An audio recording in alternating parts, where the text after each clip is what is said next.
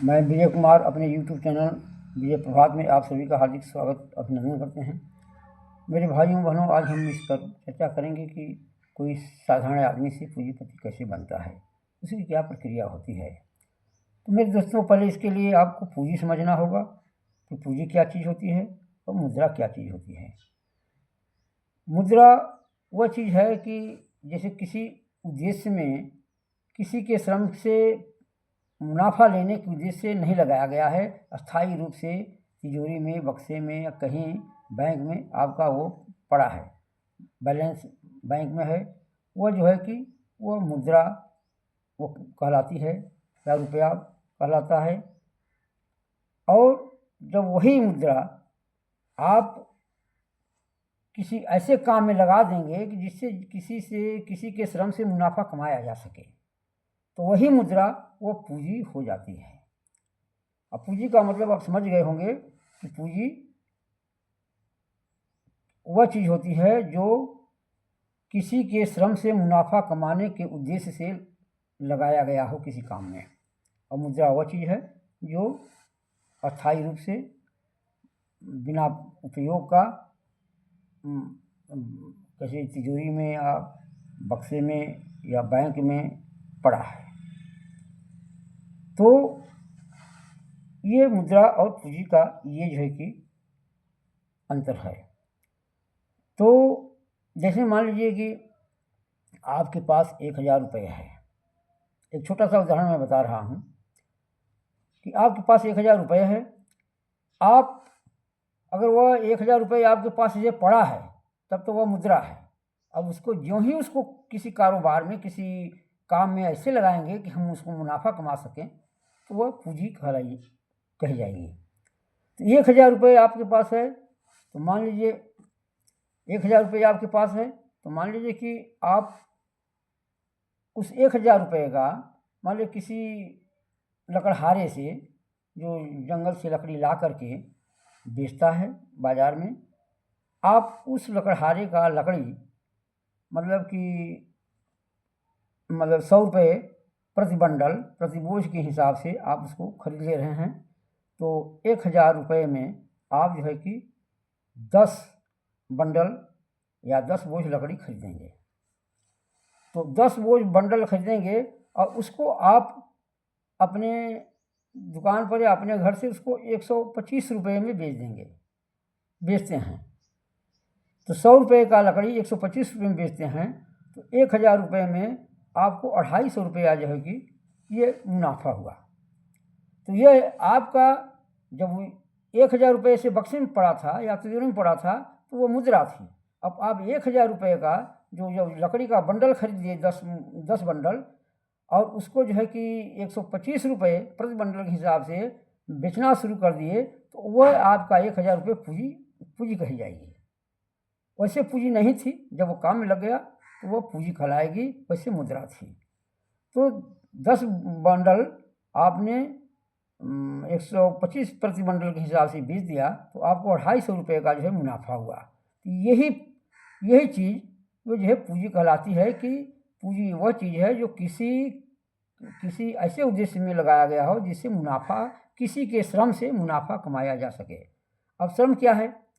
अब ऐसे देखने में आ रहा है कि भाई लकड़ी की कीमत जो है कि लकड़हारा लाया, तो जंगल से लाता है लकड़हारा, तो 100 रुपये में आपको दे देता है। तो ये देखने में आया है कि ये लकड़ी की कीमत है। तो लकड़ी की कीमत नहीं है, वो लकड़ी की कीमत नहीं है, वह श्रम की कीमत है 100 रुपये। क्योंकि लकड़ी जो है जंगल में, वन में ऐसे पड़ी थी, उस लकड़हारे का उसमें श्रम लगा। लकड़हारे ने अपने श्रम से, अपनी मेहनत से उसको काट छाँट करके, बांध करके, अपने सर पर लाद करके आपके पास मार्केट में ले आया। अब वो जो है कि वह कीमत उसकी 100 रुपये हो गई, आपने 100 रुपये में खरीद लिया। तो ये जो है, ये मुनाफा आपने उसके श्रम से, वह श्रम की कीमत है, लकड़ी की कीमत नहीं, वह श्रम की कीमत है 100 रुपये। तो 100 रुपये श्रम की कीमत में आपने उसको 125 रुपये में बेच करके, मतलब 25 रुपये का मुनाफा कमाया। तो आप किसी के श्रम से मुनाफा कमा रहे हैं, ये है पूंजी। तो यही इसी प्रकार आप जो 10 बोझ लकड़ी लिए हैं तो 250 का मुनाफा हुआ। फिर अगले बार आप उसको दो जो है कि आपको दो बंडल आप और अधिक ले सकेंगे। अब 10 पहले बार जो है अपने 10 बंडल जो लिया था, अब दूसरी बार आप उसको जो है कि 12 बंडल लेंगे।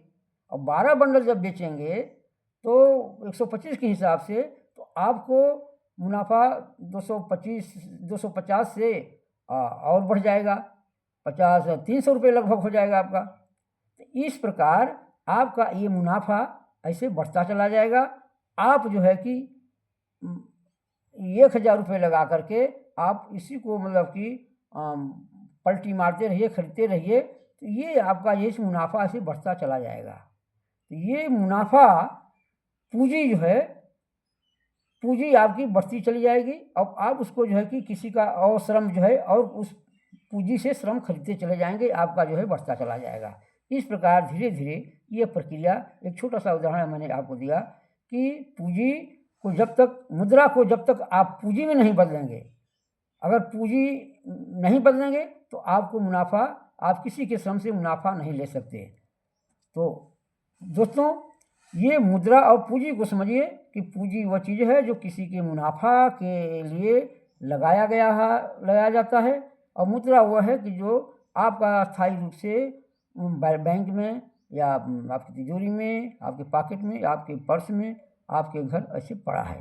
तो जब तक मुद्रा को आप पूंजी में नहीं बदलेंगे, किसी के श्रम से मुनाफा लेने के उद्देश्य से उसको नहीं लगाएंगे, तो आप जो है कि आपका वह जो है कि मुद्रा नहीं बढ़ेगा या वह मुद्रा पूंजी नहीं कहलाएगा।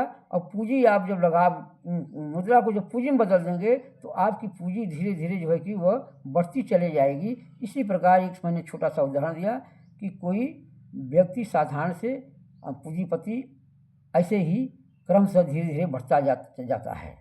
जब तक आप मुद्रा को पूंजी में नहीं बदलेंगे और पूंजी से मुनाफा नहीं कमाएंगे, तो जो है कि किसी के श्रम से मुनाफा कमाया जाता है। तो इस प्रकार आपकी पूंजी अब जो है बढ़ती चली जाएगी। आप जो है पूंजीपति की प्रक्रिया में आप लग जाते हैं। और ऐसे ऐसे एक मैंने छोटा सा उदाहरण दिया कि कैसे पूंजीपति आदमी बगैर मुद्रा को पूंजी में बदले और मुनाफा कमाए, किसी के श्रम से बिना मुनाफा कमाए कोई पूंजीपति नहीं बनता है। इस प्रकार ये छोटा सा उदाहरण देकर मैंने आपको ये बताया। जय हिंद, जय भारत।